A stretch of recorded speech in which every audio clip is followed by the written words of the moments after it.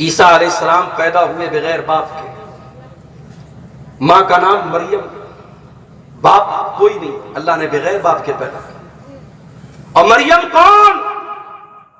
عمران کی بیٹی مریم۔ جب مریم کی ماں پریگننٹ تھی، انہوں نے کہا تھا کہ اے اللہ، میں منت مانتی ہوں، میں نذر مانتی ہوں، میرے پیٹ میں جو بچہ ہے میں تیری راہ میں وقف کر دوں گی۔ میری پیاری ماں اور بہنوں، اپنے بچوں کو ڈاکٹر بنانے کا سپنا تو بہت عورتوں نے سجویا ہوگا، اپنے بچوں کو انجینئر بنانے کا سپنا تو بہت ماؤں نے دیکھا ہوگا، اپنے بچے کو بڑا بزنس مین بنانے کا سپنا تو بہت ماؤں نے دیکھا ہوگا، مگر مریم کی ماں ابھی بچہ پیٹ میں ہے، کیا تمنا کرتی ہیں؟ رب انی نذرت لک ما فی بطنی محررا، اے اللہ میں نذر مانتی ہوں کہ میرے پیٹ میں جو بچہ ہے تیری راہ میں وقف کر دوں گی، تیرے دین میں لگا دوں گی۔ کاش ایسی مائیں آ جائیں، نسلیں بدل جائیں گی میرے پیارے ساتھ۔ آج اور وہ مائیں نہیں ہیں سماج میں جو اپنے بچوں کو دین کے لیے قربان کرنا چاہے، جو اپنے بچوں کو اللہ کی راہ میں قربان کرنا چاہے۔ جب بیٹی پیدا ہو گئی، قالت رب انی وضعتها انثى، کہا اللہ میں تو بیٹا مانگ رہی تھی، مجھ کو بیٹی پیدا ہو گئی۔ اللہ نے فرمایا وَلَيْسَ الذَّكَرُ كَالْأُنثَىٰ، اے مریم کی ماں، اگر بیٹا ہو بھی جاتا تو اس بیٹی کے جیسا نہ ہوتا، تیری بیٹی کا مقام بہت اونچا ہونے والا ہے۔ اے مریم کی ماں، ہم تیری بیٹی کو بہت اونچا مقام دینے والے ہیں، بہت اونچا درجہ دینے والے ہیں۔ یہ وہ مریم ہے، چھوٹی سی تھی، ان کی پرورش ان کے خالو کیا کرتے تھے، اور خالو کہاں رہتے تھے؟ محراب میں رہتے تھے، مسجد میں رہتے تھے۔ او لوگوں، زکریا علیہ السلام، قرآن میں جہاں بھی زکریا علیہ السلام کا نام آیا ہے، کبھی غور کرنا، زکریا کے نام کے ساتھ مسجد ضرور آیا ہے، محراب ضرور آیا ہے۔ اتنے اللہ والے تھے، اتنے نیک تھے، اتنے دیندار تھے کہ قرآن جب بھی زکریا کا نام لیتا ہے تو ساتھ میں محراب کا ذکر کرتا ہے۔ گویا زکریا مسجد کے ساتھ اتنا ان کا تعلق تھا، اتنا مضبوط رشتہ تھا کہ اللہ تعالیٰ نے ان کے نام کے ساتھ مسجد کو جوڑ دیا۔ وہ لوگوں، زکریا ہماری طرح ایک مہینے کے نمازی نہیں تھے، رمضانی مسلمان نہیں تھے، ربانی مسلمان تھے۔ ہم تو ایک مہینے کے لیے مسجد سے جڑے اور رمضان ختم، نماز ختم، رمضان ختم، مسجد سے ہمارا تعلق ختم۔ زکریا علیہ السلام مسجد میں رہتے تھے، محراب میں رہتے تھے۔ چھوٹی سی بچی تھی مریم، مریم کو پالتے ہیں، مریم کی پرورش کرتے ہیں۔ کلما دخل علیہا زکریا المحراب وجد عندہا رزقا، جب زکریا باہر سے آتے ہیں کیا دیکھتے ہیں کہ مریم کے پاس بغیر موسم کا پھل رکھا ہوا ہے، آم کا موسم نہیں آم رکھا ہوا ہے، امرود کا موسم نہیں امرود رکھا ہے، سیب کا موسم نہیں سیب رکھا ہے۔ قال یا مریم انا لکی ھذا، پوچھا ہے مریم یہ پھل تیرے پاس کہاں سے آیا؟ او لوگو، کاش یہ سوال آپ نے اپنی جوان بیٹی سے بھی پوچھا ہوتا، بیٹی تیرے پاس یہ آئی فون کہاں سے آیا؟ میں نے تو نہیں دلایا۔ بیٹی تیرے پاس یہ قیمتی بیگ کہاں سے آیا؟ میں نے تو نہیں دلایا۔ بیٹی تیرے پاس اتنے پیسے کہاں سے آئے؟ میں نے تو نہیں دلائے۔ تیرے موبائل میں ریچارج تو میں نے نہیں کرایا، تو نے کہاں سے کرایا؟ کاش ہم بھی مریم کی طرح تربیت کرنے والے بنتے۔ مریم سوال کرتے ہیں اپنی بھانجی سے، اپنی سالی کی بیٹی سے، اے مریم یہ پھل تیرے پاس کہاں سے آیا؟ قالت هو من عند اللہ، مریم کہتی ہیں اللہ کی طرف سے آیا، اللہ کی طرف سے آیا۔ اہل حدیثوں کے بارے میں لوگ کہتے ہیں صاحب یہ کرامت کو نہیں مانتے، آؤ ذرا کرامت ہم تمہیں دکھاتے، قرآن سے کرامت دکھاتے۔ ہم کرامتوں کو مانتے، ہم قصوں کہانیوں کو نہیں مانتے۔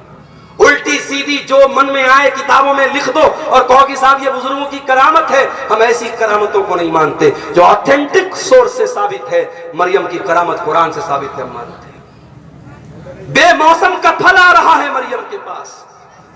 جب زکریا علیہ السلام نے دیکھا بے موسم کا پھل اس کے پاس آ رہا ہے، زکریا کے دل میں خیال آیا، ہنالک دعا زکریا ربہ قال، حضرت زکریا علیہ السلام اللہ کی بارگاہ میں ہاتھ اٹھاتے دعا کرتے ہیں، اے اللہ رب ہب لی من لدنک ذریۃ طیبہ انک سمیع الدعاء۔ زکریا علیہ السلام دعا کرتے ہیں اللہ تو مجھ کو بھی نیک بیٹا دے دے، مجھ کو بھی پاکیزہ اولاد دے دے۔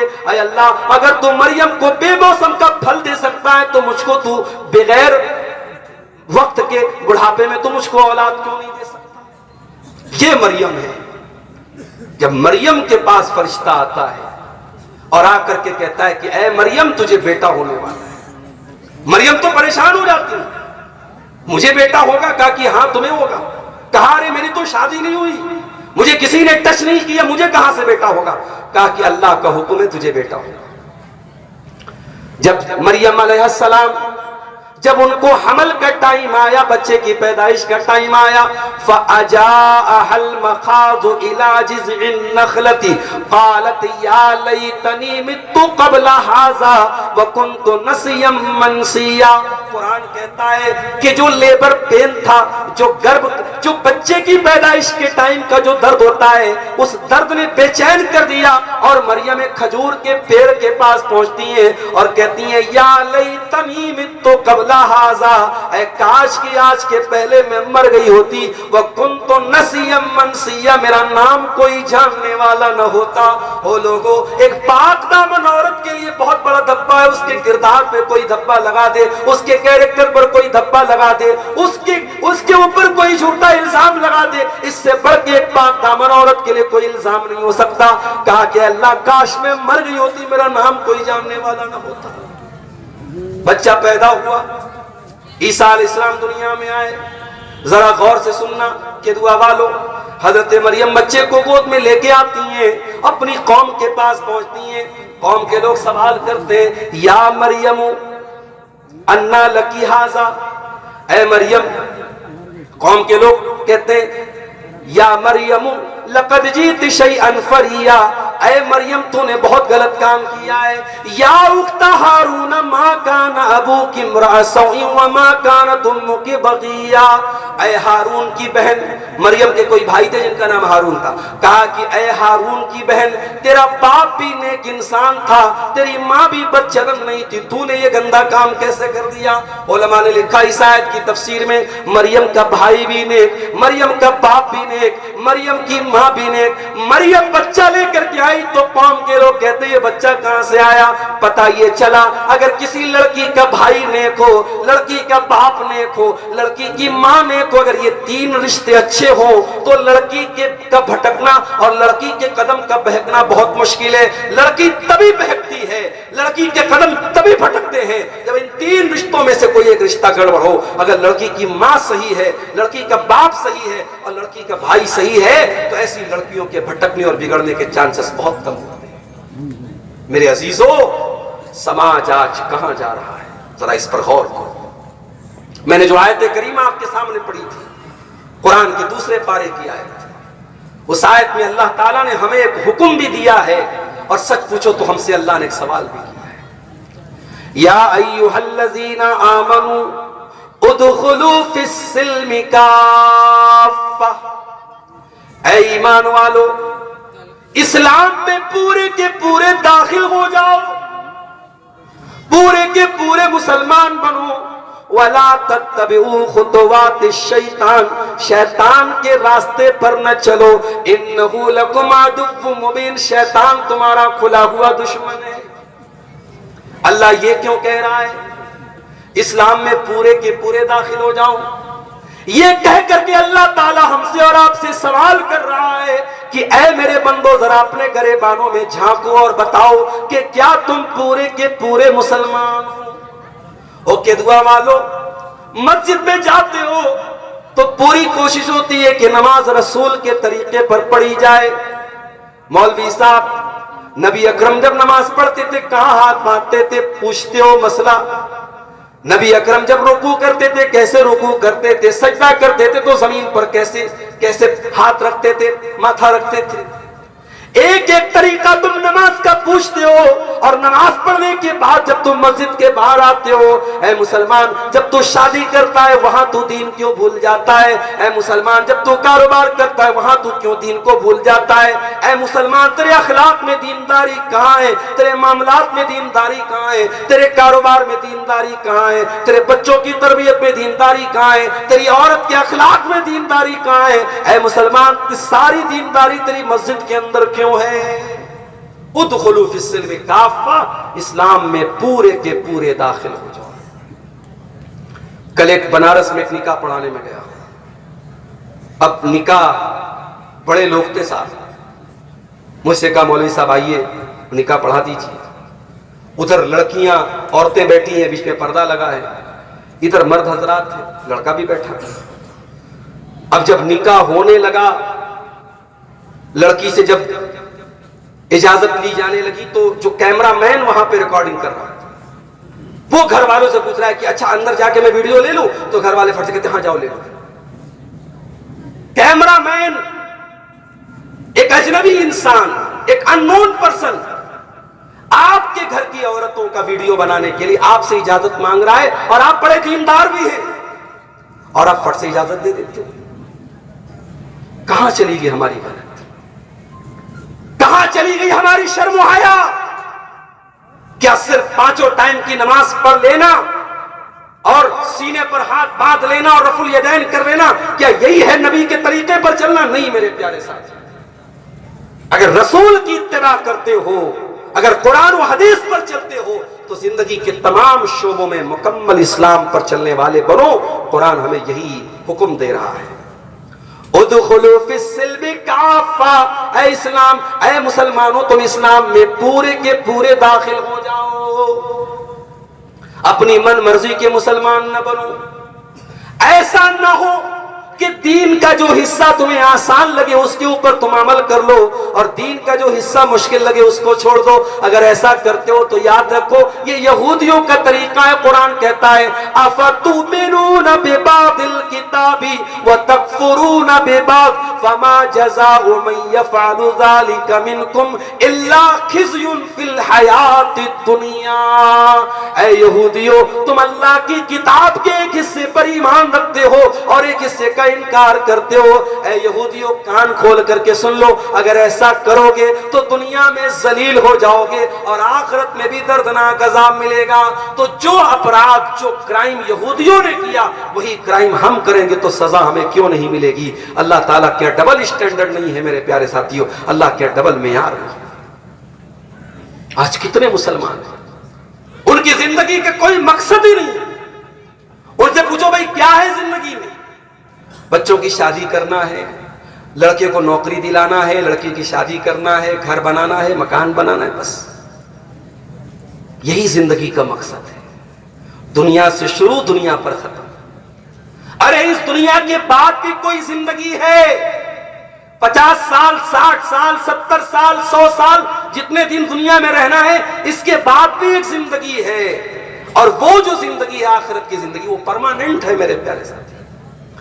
بل تؤثرون الحیات الدنیا والآخرۃ خیر وابقیٰ۔ میرے بندو تم دنیا کی زندگی کو پراتھمکتا دیتے ہو، تم دنیا کی زندگی کو ترجیح دیتے ہو، جبکہ آخرت کی زندگی زیادہ بہتر اور زیادہ باقی رہنے والی ہے۔ دنیا میں آپ جتنے بھی عیش و آرام سے رہ لیں، جتنے بھی لگژری لائف گزار لیں، محلوں میں رہ لیں، سونے چاندی میں آپ کی پرورش ہو جائے، مگر یاد رکھو میرے پیارے ساتھیوں جہنم میں ایک پل کے لیے اگر انسان کو ڈالا جائے گا، اللہ کے نبی فرماتے ہیں قیامت کے دن ایک انسان کو لایا جائے گا یؤتی بانعم اہل الدنیا، جو دنیا میں بہت عیش و آرام سے رہتا تھا، بہت سکون سے رہتا تھا، بہت دولت تھی اس کے پاس، بہت عیش و آرام سے رہتا تھا، لیکن جہنمی تھا۔ قیامت کے دن اس کو لایا جائے گا اور ایک پل کے لیے اس کو جہنم میں ڈالا جائے گا، ایک پل کے لیے۔ ہمارے یہاں بنارس میں کپڑے کا کام ہوتا ہے، کپڑے کا جو دھاگا ہوتا ہے اس دھاگے کو رنگتے ہیں، اس کی رنگائی کرتے ہیں۔ تو وہ جب رنگائی کرتے ہیں نا تو اس میں پانی کو کھولاتے ہیں، اس کے اندر رنگ وغیرہ ڈالتے ہیں، اور پھر دھاگے کو اگر ہلکا کلر ڈالنا ہوتا ہے ایک بار دھاگے کو اندر پانی میں ڈالا پھر فوراً نکال لیتے ہیں۔ جو کہ میں بھی بنارس کے رہنے والا ہوں، یہ سارا پروسیس ہمارے گھروں میں بھی ہوتا ہے، ہم دیکھتے ہیں۔ تو اللہ کے نبی نے یہاں پہ جو لفظ استعمال کیا فَيُسْبَغُ سَبْقَةً فِي النَّارِ، جیسے کپڑے کو یا دھاگے کو پانی میں رنگنے کے لیے ڈالا جاتا ہے اور ڈال کے فوراً نکال دیا جاتا ہے، وہ انسان جو ساری زندگی عیش و آرام سے محلوں میں رہتا تھا، اللہ تعالیٰ ایک پل کے لیے جہنم میں ڈالے گا اور نکالے گا، اور اللہ پوچھے گا هل رأيت خيرا قط، हल मर्रा बिका नईमुन कत्तु, ऐ मेरे बंदे क्या तूने कभी कोई ऐशो आराम देखा, क्या तूने कभी कोई नेमत देखी, ऐ मेरे बंदे क्या तेरी जिंदगी में कभी कोई सुख आया। वो सारी जिंदगी ऐशो आराम से रहता था, सिर्फ एक पल के लिए जहन्नम में जाने के बाद कहेगा मा रअयतु खैरन कत्तु, ऐ अल्लाह मैंने कभी कोई भलाई नहीं देखी, मैंने कभी कोई सुख नहीं देखा, सारी जिंदगी में परेशान रहा, मैं दुखों में रहा, मैं तकलीफों में रहा, ऐ अल्लाह मैंने कभी कोई सुख नहीं देखा। ये है दुनिया और आखिरत का कंपैरिजन।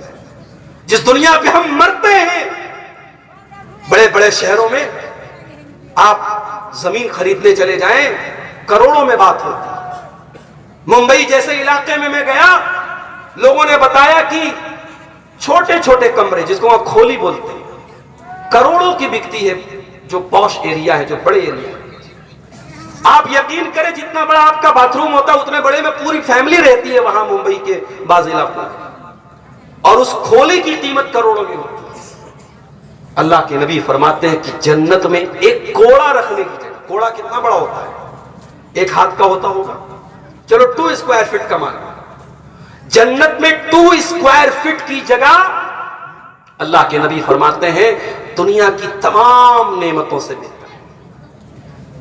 दुनिया की लड़कियों की तरफ भागने वालों और दुनिया की औरतों के लिए अपने बाप को, अपनी मां को, अपने समाज को, सबको जलील करने वाले मेरे नौजवानों, काश कि तुम्हारे अंदर जन्नत की हूरों की तलब भी तुम्हारे अंदर हो।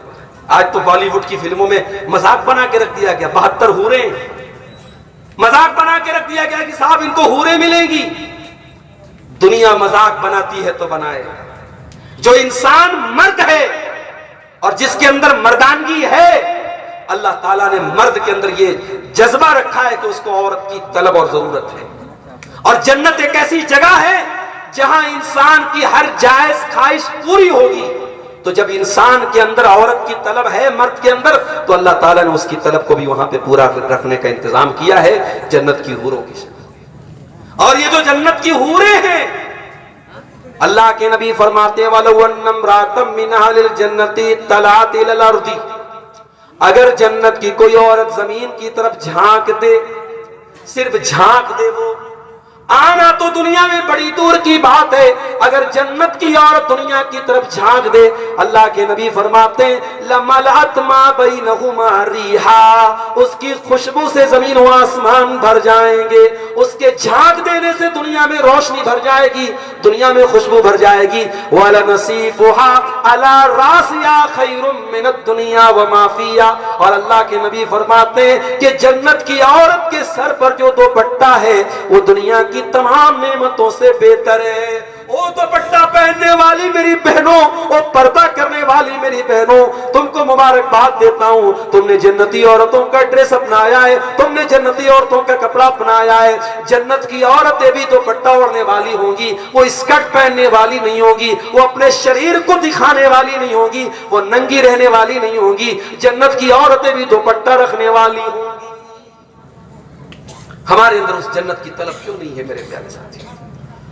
उस जन्नत की तलब पैदा करो अपने अंदर, और जहन्नम के अजाब से अल्लाह की पनाह तलब किया करो। ये मत समझो कि साहब हम तो अहले हदीस हैं, हम शिरक नहीं करते, हम मजार पे नहीं जाते, कब्र पे नहीं जाते, हम तो बहुत बड़े 30 मार्का हो गए, हमारी तो जन्नत पक्की होगी। खबरदार, अपनी नेकी पर, अपने तौहीद पर गुरूर मत करो। अगर जहन्नम में एक पल के लिए भी डाला जाएगा तो हम जहन्नम का अजाब बर्दाश्त नहीं कर पाएंगे। इसीलिए अल्लाह के नबी फरमाते हैं तकुन्नारा वलो बिशिक्की तमरा, जहन्नम की आग से बचो, अगरचे अल्लाह की राह में खजूर का टुकड़ा ही देकर के बच सकते हो तो बचो। कुरान कहता है अल्लाह के नेक बंदे वल्लज़ीना यबीतूना लिरब्बिहिम सुज्जदन व क़ियामा, अल्लाह के नेक बंदे रात रात भर सजदा करते हैं, क़ियाम करते हैं, रात रात भर तहज्जुद की नमाज पढ़ते हैं, रात रात भर अल्लाह को राजी करते हैं, उसके बावजूद भी अपने आप को जन्नती नहीं समझते। वल्लज़ीना यक़ूलूना रब्बना अस्रिफ अन्ना अज़ाब जहन्नम, رات رات بھر تہجد پڑھنے کے بعد بھی وہ دعائیں کرتے ہیں، اے ہمارے پروردگار تو ہم کو جہنم کے عذاب سے بچا لے، ان عذابہا کان غراما، جہنم کا عذاب بڑا دردناک ہے۔ اپنی نیکی پر غرور مت کرو میرے پیارے ساتھی، ہمیشہ جہنم سے بچنے کی دعائیں کیا کرو، اپنی زندگی کے مقصد کو پہچانو، ہم اس دنیا میں کیوں پیدا کیے گئے۔ وَمَا خَلَقْتُ الْجِنَّ وَالْإِنسَ إِلَّا لِيَعْبُدُونَ، میرے بندو میں نے جنات کو اور انسانوں کو اپنی عبادت کے لیے پیدا کیا ہے۔ ہم اس دنیا میں پیدا کیے گئے اللہ کی عبادت کرنے کے لیے۔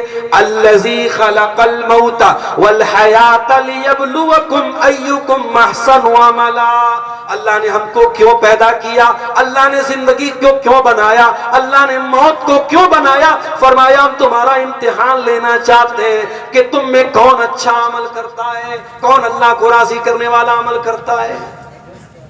امتحان دینے آئے ہیں دنیا میں، اور جو امتحان دینے آتا ہے اس کو فکر رہتی ہے کہ میں پاس کیسے ہو جاؤں، اس کو فکر رہتی ہے کہ میں پاس کیسے ہو جاؤں۔ بہت کام چور قسم کا بھی اسٹوڈنٹ اور طالب علم ہے، امتحان جب قریب آتا ہے تو وہ تیاری کرتا ہے۔ میرے پیارے ساتھیوں، آج موت کو اپنی آنکھوں سے ہم دیکھ رہے ہیں۔ ابھی وہ یوپی کا ایک ویڈیو میں نے دیکھا کہ ایک نوجوان 40 سال کے قریب کا انسان اپنا برتھڈے منا رہا ہے بیوی کے ساتھ، کیک کاٹ رہا ہے، جشن منا رہا ہے، اور اچانک سینے میں درد پیدا ہوتا ہے، ہارٹ اٹیک آتا ہے اور آن دا اسپاٹ اس کا انتقال ہو جاتا ہے۔ موت آپ سے پوچھ کے نہیں آئے گی کہ ابھی تو ایک برتھڈے اور منا لے پھر ہم تجھے ہم موت سے ہم کنار کریں گے۔ لوگ ہر سال برتھڈے مناتے ہیں، اینیورسری مناتے ہیں، نیا سال مناتے ہیں، جبکہ ہونا تو یہ چاہیے جب آپ کی زندگی میں آپ کی ڈیٹ آف برتھ آئے، آپ کی پیدائش کا دن آئے، تو کیک کھانے اور کاٹنے کا دن نہیں ہے، وہ جشن منانے کا دن نہیں، وہ برتھڈے منانے کا دن نہیں، وہ سوچنے کا دن ہے، اے اللہ میں اپنی موت سے ایک قدم اور قریب آ گیا، میں اپنی زندگی کی کتاب میں سے، میرے زندگی کی کتاب میں سے ایک پیج اور نکل گیا، میں قبر سے ایک قدم اور قریب آ گیا۔ وہ تو اپنے آپ کو جانچنے اور پرکھنے کا دن ہے، اپنے آپ کو ایویلویٹ کرنے کا دن ہے، اپنے آپ کی پریچھا لینے کا دن ہے، اور ہم اور آپ اس دن کیک کاٹتے اور جنم دن مناتے ہیں۔ اور آج میں بھی کرناٹک میں رمضان میں گیا تھا، مجھے کچھ لوگوں نے بتایا کہ مولانا آج اہل حدیث کہنے والے لوگ اور باقاعدہ جو بڑے پڑھے لکھے اور دیندار قسم کے لوگ ہیں، ان کے گھروں میں بھی اینیورسری منائی جا رہی ہے، ان کے گھروں میں بھی برتھڈے منایا جا رہا ہے، ان کے بچوں کی پیدائش پر بھی کیک کاٹا جا رہا ہے۔ میرے پیارے ساتھیوں، یاد رکھو یہ سارے چونچلے بازیاں یہ یہود و نصارہ کے ہیں، اور اللہ کے نبی نے فرمایا من تشبہ بقوم فہو منہم، جو کسی قوم کی نقل کرتا ہے وہ انہی میں سے ہے۔ بچوں کو کیک کھلانا ہے، آپ کبھی بھی کھلا سکتے ہیں، کیک کھانا جائز ہے، کیک کھلانے میں کوئی حرج کی بات نہیں ہے، مگر یہ برتھ ڈے سیلیبریٹ کرنا، معاف کرنا، یہ ہمارا کلچر نہیں ہے۔ بیوی سے محبت ہے، بیوی کو آپ روزانہ ریسٹورنٹ میں لے کے جائیے، کوئی حرج کی بات نہیں اگر اللہ نے آپ کو نوازا ہے، لیکن سال میں ایک شادی کی تاریخ کے دن بیوی کو لے کے جانا، اور کہ صاحب آج ہماری اینیورسری ہے، شادی کی سالگرہ ہے، یہ کلچر اسلام کا نہیں ہے۔ میرے پیارے ساتھیوں، ہماری زندگی پریچھا ہے، ہم امتحان دینے کے لیے آئے ہیں، اور یہاں جو ہم عمل کریں گے اسی عمل کی ہم کو جزا ملے گی، اسی عمل کا ہم کو بدلہ ملے گا۔ اسی لیے اللہ قرآن میں اپنے نبی سے کہتا ہے قل ان صلاتی ونسکی ومحیایا ومماتی للہ رب العالمین،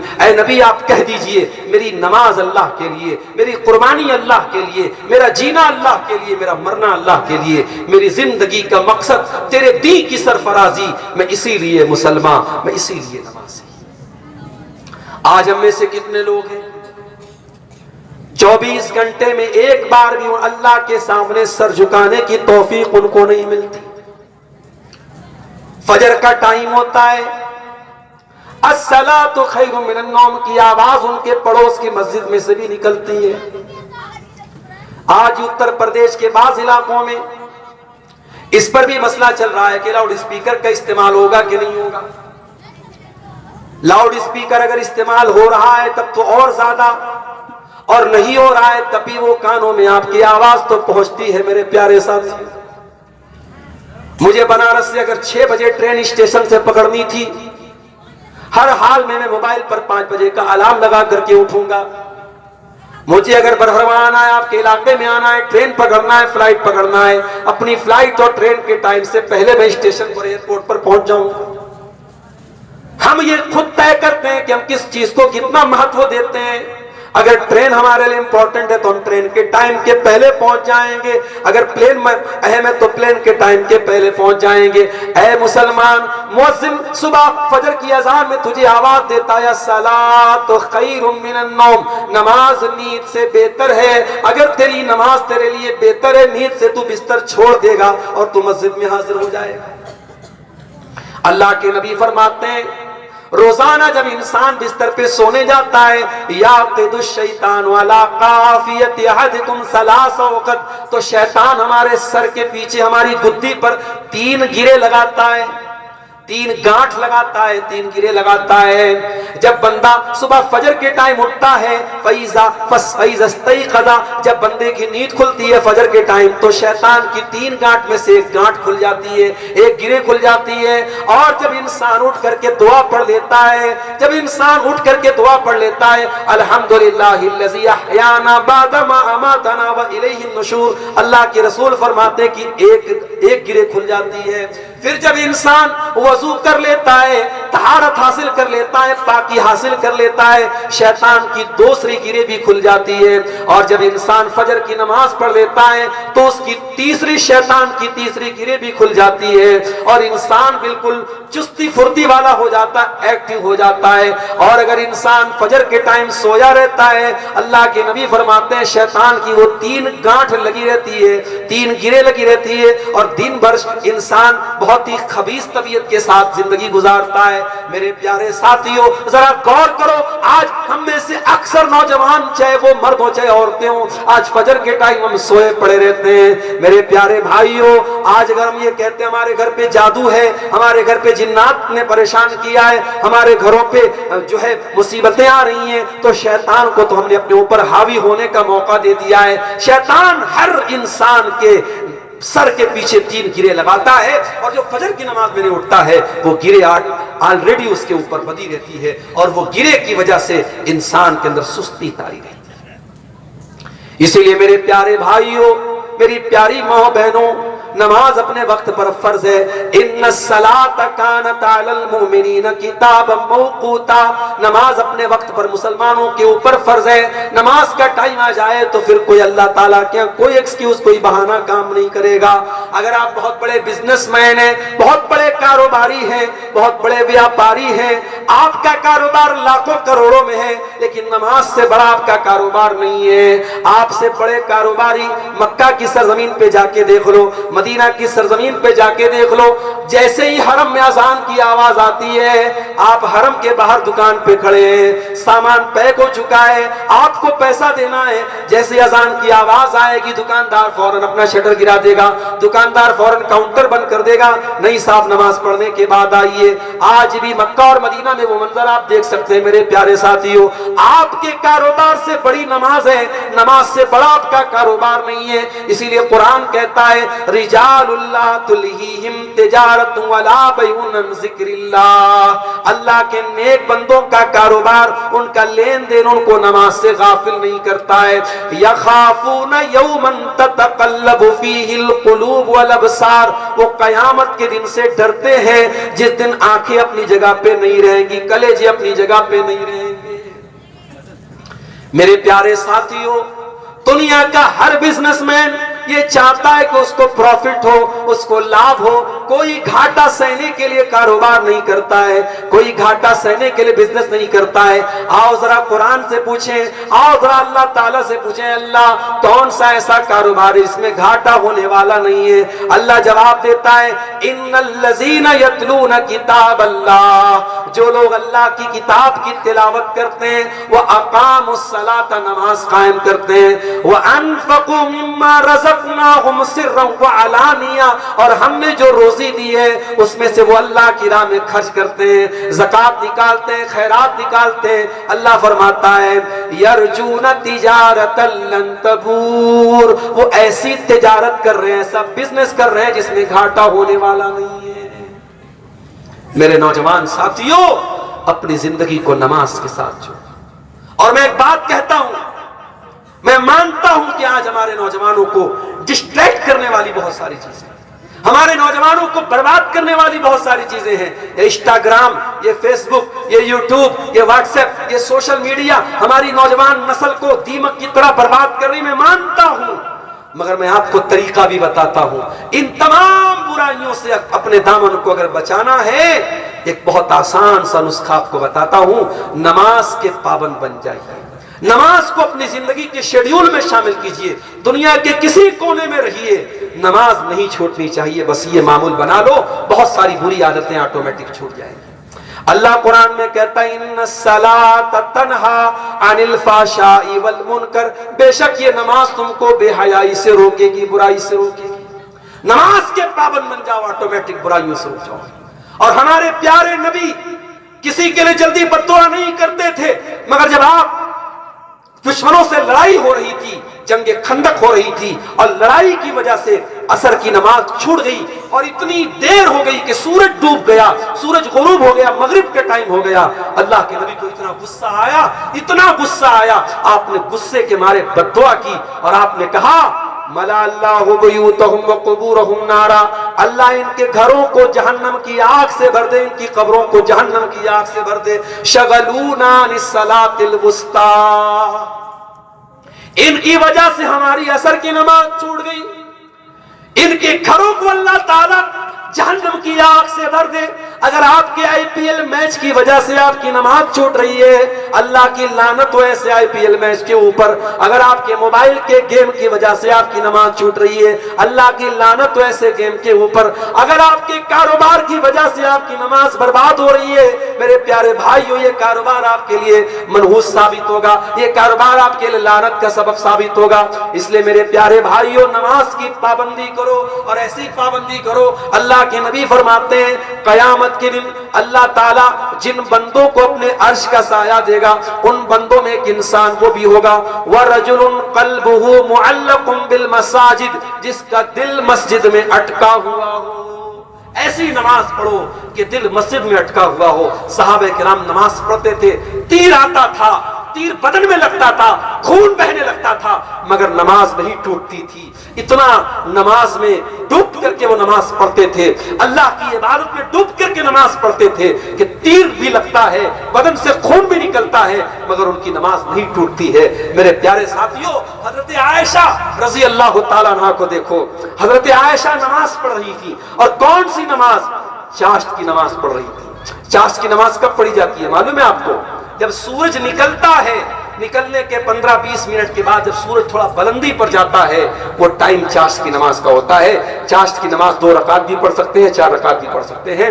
حضرت عائشہ چاشت کی نماز پڑھ رہی تھی، ان کے بھتیجے قاسم بن محمد، ان کے بھائی کے بیٹے ان سے ملنے کے لیے آئے، اپنی پھوپھی سے ملنے کے لیے آئے، دیکھا پھوپھی جان نماز پڑھ رہی ہیں، چاشت کی نماز پڑھ رہی ہیں، سورہ طور کی تلاوت کر رہی ہیں، اور حضرت عائشہ سورہ طور کی اس آیت کے اوپر پہنچتی ہیں۔ سورہ طور میں اللہ نے فرمایا جب جنتی جنت میں جائیں گے تو کہیں گے فمن اللہ علینا ووقانا عذاب السموم، اے اللہ تو نے ہم پر احسان کیا، تو نے ہم کو جنت میں داخل کر دیا، تو نے جہنم کی آگ سے ہم کو بچا لیا۔ حضرت عائشہ قرآن کی اس آیت کو پڑھ رہی ہیں، رو رہی ہیں، پڑھ رہی ہیں، رو رہی ہیں۔ ان کا بھتیجا یہ منظر دیکھتا ہے، وہاں سے نکل جاتا ہے، مارکیٹ جاتا ہے، بازار جاتا ہے، بہت دیر کے بعد سامان وغیرہ خریدنے کے بعد جب دوبارہ آتا ہے، کیا دیکھتا ہے؟ میری پھوپھی جان اسی حالت میں کھڑی ہیں، نماز پڑھ رہی ہیں، اور اسی آیت کو ریپیٹ کرتی چلی جا رہی ہیں فمن اللہ علینا ووقانا عذاب السموم، اے اللہ تیرا احسان ہے، تیرا احسان ہے ہم پر کہ تو نے جہنم کی آگ سے ہم کو بچا لیا۔ میرے پیارے ساتھیوں، حضرت عائشہ جیسی عورت نماز پڑھ رہی ہیں، جہنم کو یاد کر کے رو رہی ہیں۔ ہماری اور آپ کی آنکھوں سے آخری بار اللہ کے خوف سے آنسو کب نکلے تھے؟ یہ آنکھیں خشک ہیں مولا، انہیں رونا نہیں آتا، یہ آنکھیں خشک ہیں مولا، انہیں رونا نہیں آتا۔ ہماری آنکھیں ہمارے دل کی طرح سخت ہو چکی ہیں، ہمیں اللہ کے خوف سے ہماری آنکھوں سے میرے بھائیوں آنسو بھی نہیں نکلتے، جبکہ اللہ کے نبی فرماتے ہیں لَيْسَ شَيْءٌ أَحَبُّ إِلَى اللَّهِ مِنْ قَطْرَتَيْنِ، اللہ تعالیٰ کو دو قطرے بہت زیادہ پسند ہیں، قطرۃ دم تحراق فی سبیل اللہ، ایک خون کا قطرہ جو اللہ کی راہ میں بہایا جاتا ہو، وقطرۃ دموع من خشیۃ اللہ، اور ایک اللہ کے خوف سے بہنے والا آنسوؤں کا قطرہ۔ میرے پیارے بھائیوں، ان آنکھوں سے اللہ کے خوف سے آنسو تب بہتا ہے جب آنکھوں کا دل کے ساتھ کنیکشن ہو۔ قرآن کہتا ہے اذا تلیت علیہم آیات الرحمن خروا سجدا وبکیا، اللہ کے نیک بندوں کے سامنے جب قرآن پڑھا جاتا ہے وہ سجدے میں گر جاتے ہیں، رونے لگتے ہیں۔ قرآن کہتا ہے ایمان والوں کی نشانی ہے وَإِذَا تُلِيَتْ عَلَيْهِمْ آيَاتُهُ زَادَتْهُمْ ایمانا، اللہ کے نیک بندوں کے سامنے جب قرآن کی آیتیں پڑھی جاتی ہیں ان کا ایمان بڑھ جاتا ہے، ان کے ایمان میں اضافہ ہو جاتا ہے۔ میرے پیارے ساتھیوں، آج نہ قرآن سن کر کے ہمارے ایمان میں اضافہ ہوتا ہے، نہ قرآن پڑھ کر کے ہمارے ایمان میں اضافہ ہوتا ہے۔ ہمیں اپنے دلوں کا جائزہ لینے کی ضرورت ہے۔ گناہ کرتے کرتے، معصیت کے کام کرتے کرتے ہمارے دل اتنے سخت ہو چکے ہیں کہ ان دلوں پر قرآن کی آج معاف کیجئے گا تقریریں اور جلسے اور پروگراموں کی کمی نہیں ہے۔ جن علاقوں میں نہیں گیا ہوں وہاں پر بھی جاتا ہوں تو لوگ کہتے ہیں مولانا صاحب کو یوٹیوب پر برابر سنتے ہیں، تقریریں روزانہ سن رہے ہیں، مگر کیوں اثر نہیں ہو رہا ہے؟ سماج میں وہ اثر کیوں نظر نہیں آ رہا ہے؟ کیونکہ دل کا جو کنیکشن ہے اللہ تعالیٰ سے وہ بہت کمزور ہو چکا ہے۔ میں اپنے نوجوان بھائیوں سے کہنا چاہوں گا، اپنی بہنوں سے کہنا چاہوں گا، اپنی ماؤں سے کہنا چاہوں گا، اللہ کے واسطے اپنے دل پر محنت کرو۔ دل کو جیسے پیڑ ہوتا ہے، پودا ہوتا ہے، پیڑ کو برابر آپ پانی دیتے رہیں گے تو وہ پیڑ جو ہے، پودا جو ہے وہ آگے بڑھے گا، ورنہ وہ سوکھ جائے گا۔ اسی بنگال میں ہمارے ایک دوست رہتے ہیں، ان کے آم کے کئی باغیچے، آم کے کئی کھیت ہیں ان کے۔ میں نے ان سے پوچھا کہ بھائی اس سال آم کی پیداوار کیسی ہے؟ تو انہوں نے کہا کہ اس سال آم تو بہت اچھا ہوا تھا مگر بارش سمے سے نہیں ہوئی اور دھوپ بہت کڑی ہوئی اور وہ سارا جو ہے ہمارا جو آم کا پودا تھا وہ سوکھ گیا۔ دنیا میں ہم دیکھتے ہیں جس پودے کو وقت پر پانی نہ ملے وہ پودا سوکھ جاتا ہے، برباد ہو جاتا ہے، وہ فصل برباد ہو جاتی ہے۔ میرے پیارے ساتھیوں، اس دل کو بھی پانی دیتے رہو، اس دل کو اللہ کے ڈر کا پانی دیتے رہو، اس دل کو قرآن اور حدیث کا پانی دیتے رہو۔ اس طریقے کی مجلسیں اور پروگرام، اس کو صرف ایک کلچر نہ بناؤ، ایک ٹریڈیشن نہ بناؤ، ایک رواج نہ بناؤ۔ اس طریقے کے پروگراموں میں اور خاص طور سے جو تبلیغی اور دعوتی پروگرام ہوتے ہیں وہاں آؤ تو یہ سوچ کر کے آؤ کہ ہم وہاں جائیں گے اور جو باتیں سنیں گے اس پر عمل کریں گے۔ صحابہ کرام اللہ کے نبی سے 10 آیتیں سیکھتے تھے تو ان 10 آیتوں پر پہلے عمل کرتے تھے۔ میرے پیارے ساتھیوں، آج ہمارے یہاں رات بھر تقریر سننے کا کلچر ہے، رات بھر پروگرام ہوتے ہیں اور بڑے بڑے جلسے ہمارے علاقے میں ہوتے ہیں، مگر جب اس رزلٹ کی بات کرتے ہیں، جب پروگراموں سے ہم نے کیا حاصل کیا، کیا ہمارے اندر تبدیلی آئی، جب ہم وہ دیکھتے ہیں سماج میں ہمیں کوئی تبدیلی نظر نہیں آتی۔ دن بدن برائیاں بڑھ رہی ہیں، برائیوں کا گراف بڑھ رہا ہے۔ میرے پیارے ساتھیوں، یاد رکھو جب تک ہم دل پر محنت نہیں کریں گے، دل کی کٹھورتا کو کم نہیں کریں گے، دل کو نرم نہیں بنائیں گے، اور یاد رکھو قیامت کے دن جب تک یہ دل ہمارا صحیح نہیں ہوگا ہم کامیاب نہیں ہو سکتے۔ ابراہیم علیہ السلام کی ایک دعا اللہ نے قرآن میں ہمیں سکھائی ہے۔ ابراہیم علیہ السلام اللہ سے کیا دعا کرتے ہیں؟ وَلَا تُخْزِنِي يَوْمَ يُبْعَثُونَ يَوْمَ لَا يَنْفَعُ مَالٌ وَلَا بَنُونَ إِلَّا مَنْ أَتَى اللَّهَ بِقَلْبٍ سَلِيمٍ۔ اے اللہ مجھے قیامت کے دن تو رسوا نہ کرنا جس دن نہ مال کام آئے گا نہ اولاد کام آئے گی۔ اے اللہ تو قیامت کے دن ہمیں رسوا نہ کرنا، اس دن وہی کامیاب ہوگا جو اللہ تیرے پاس صاف ستھرا دل لے کر کے آئے گا۔ دل کو صاف کرو میرے پیارے ساتھیوں، یہ دل دنیا کی محبت سے بھر چکا ہے، یہ دل مال کی محبت سے بھر چکا ہے۔ اس دل میں اللہ کی محبت ڈال دو، اتنی محبت ڈال دو اگر ایک ٹائم کی نماز بھی چھوٹے تو دل کے اندر سے درد پیدا ہو کے کچھ چھوٹ گیا۔ جب ایک بھی حرام کام ہو تو دل کے اندر سے آواز آئے کہ ہاں ہم نے کچھ غلط کام کر دیا، دل ملامت کرے، دل برا بھلا کہے، دل آپ کو جھجوڑ دے کہ ہاں تو نے اللہ کو ناراض کیا ہے۔ میرے پیارے ساتھیوں، اپنے دل کی حفاظت کرو، اپنے دل کی حفاظت کرو۔ اسی لیے قرآن کہتا ہے کہ آنکھیں اندھی نہیں ہوتی ہیں ولیکن تعمل قلوب، وہ دل اندھے ہوتے ہیں جو سینوں میں ہوتے ہیں۔ میرے پیارے ساتھیوں، اس دل کو اللہ کے تقوی اور اللہ کے ڈر کا پانی دیتے رہو۔ اور آخر میں ایک بات بیان کر کے بات ختم کروں گا. آج اس پروگرام میں، اس اجلاس عام میں یہ میسج بھی آپ کو میں دے کے جا رہا ہوں کہ آج ہماری نوجوان نسل کو بڑی خوبصورتی کے ساتھ اس کو ٹارگٹ کیا جا رہا ہے، اور آپ نے اگر ابھی سے اپنی نوجوان نسل کو نہیں بچایا تو آج سے 15 سال کے بعد، 20 سال کے بعد جو نوجوان نسل، آج کی نوجوان نسل ہے، وہ جو کل بوڑھی ہو جائے گی، اور جو آنے والی جو نسل آئے گی، جو یوٹیوب کے سائے میں پروان چڑھے گی، جو انٹرنیٹ کے سائے میں پروان چڑھے گی، اس نوجوان نسل کو پھر دین سے جوڑنا بہت مشکل ہو جائے گا. میرے پیارے ساتھیوں، آج ہمارے بچے کتنے پرسنٹ مدرسے میں جا رہے ہیں؟ اس وقت ہندوستان کے اکثر مدارس میں داخلہ ہو رہا ہے، بچوں کا ایڈمیشن ہو رہا ہے. ذرا آپ جا کر کے دیکھیے، آج ایڈمیشن میں بہت کمی آ گئی ہے. آج ہم اپنے بچوں کو دینی ادارے میں نہیں ڈالنا چاہ رہے. آج ہماری نوجوان نسل دینی تعلیم کی طرف نہیں جانا چاہ رہی ہے.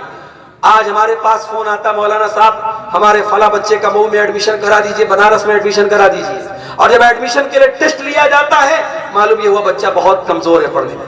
جو بچہ پڑھنے میں تیز ہے اس کو ہم کانوینٹ میں ڈال رہے ہیں، اس کو اسکول میں ڈال رہے ہیں، اور جو بچہ نہایت کمزور ہے پڑھنے میں اسے ہم مدرسے میں ڈال رہے ہیں. اس سے یہ پتا چلا کہ ہم مدرسے کی تعلیم کو کتنی اہمیت دے رہے ہیں، کتنی امپورٹنس دے رہے ہیں. میرے پیارے ساتھیوں، میں یہ نہیں کہتا کہ آپ سارے بچوں کو عالم بنائیے، مگر ہاں اپنے گھر میں کم سے کم ایک لڑکی اور ایک لڑکی کو دین کا علم ضرور دیجیے. اتنا علم اپنے گھر میں دیجیے کہ کوئی دین کا مسئلہ آئے تو آپ کی اولاد اس مسئلے کو حل کرے. اپنی اولاد میں سے کم ایک اولاد کو اس لائق بنائیے کہ جب آپ کا انتقال ہو جائے تو وہ اولاد کھڑی ہو کر کے جنازے کی نماز میں یہ کہہ سکے، اللہم اغفر لحینا ومیتنا وشاہدنا وغائبنا وصغیرنا وکبیرنا وذکرنا وانثانا. وہ جنازے کی دعا پڑھ سکے. اس لائق تو اپنے بچوں کو بنائیے. میرے بھائیوں، ایسی اولاد چھوڑ کر کے جانے سے کیا فائدہ کہ اولاد تو آپ چھوڑ کے جا رہے ہیں، پیسہ تو کما رہی ہے وہ اولاد، آپ کے ساتھ اپنا نام تو جوڑ رہی ہے، مگر مرنے کے بعد وہ آپ کی جنازے کی نماز بھی کھڑے ہو کر کے نہیں پڑھ سکتی. بنگلور کے ایک عالم دین نے ایک واقعہ بیان کیا.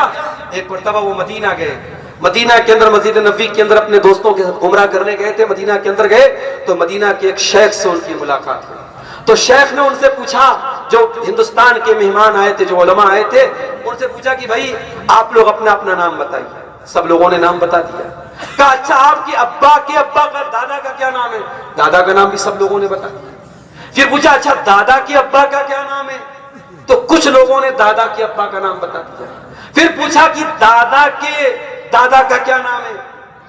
جب چوتھی پشت تک کا جب معاملہ آیا تو 5 یا 6 لوگ تھے، اس میں سے 2 لوگ بتا پائے، اور باقی لوگوں نے کہا کہ ہمیں اپنے دادا کے دادا کا نام نہیں پتا. تو وہ سعودی عرب کے وہ عالم جو تھے، مدینہ کے جو شیخ تھے، انہوں نے بڑی پیاری بات کہی. انہوں نے کہا جس اولاد کے لیے ہم حرام کمائی کماتے ہیں، سود بھی کماتے ہیں، رشوت بھی کھاتے ہیں، حرام کمائی اپنے گھر میں لاتے ہیں، یہ اولاد کل ہمارا نام بھی یاد نہیں رکھے گی.